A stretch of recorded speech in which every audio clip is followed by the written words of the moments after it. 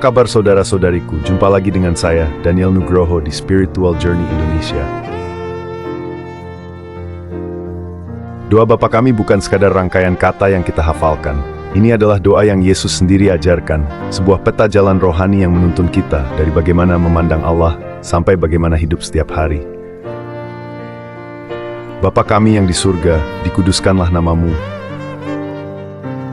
Yesus memanggil Allah dengan kata Abba, bukan hanya Bapa yang jauh, tetapi Papa, penuh kedekatan.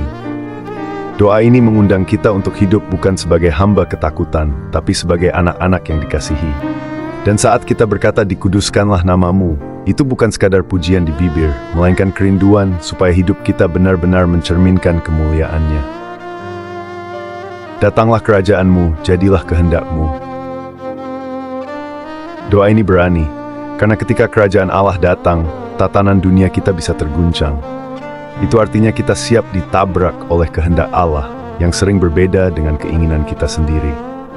Inilah doa penyerahan total, doa seorang murid yang berkata, bukan aku, tetapi Engkau. Berikanlah kami pada hari ini makanan kami yang secukupnya. Yesus memakai kata epiousios, sebuah kata langka yang hanya muncul di doa ini. Artinya, cukup untuk hari ini, bukan berlebih, bukan menimbun. Disinilah rahasianya doa Bapa kami mendidik kita melawan keserakahan dan mengajarkan percaya bahwa Bapa selalu cukupkan kebutuhan kita. Ampunilah kami, seperti kami juga mengampuni. Inilah bagian paling berbahaya dari doa ini.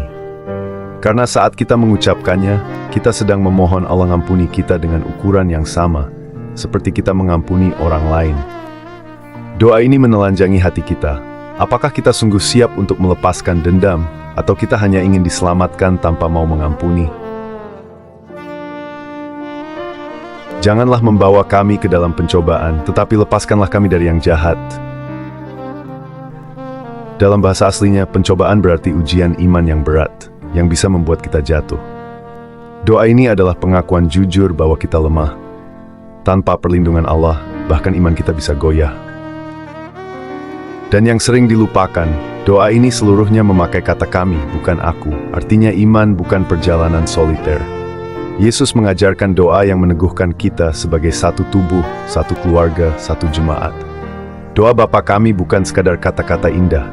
Ini adalah undangan untuk hidup dalam kedekatan dengan Bapa, menyerahkan kehendak kita, belajar cukup, mengampuni, dan berjalan bersama umat Tuhan di bawah perlindungan kasih-Nya.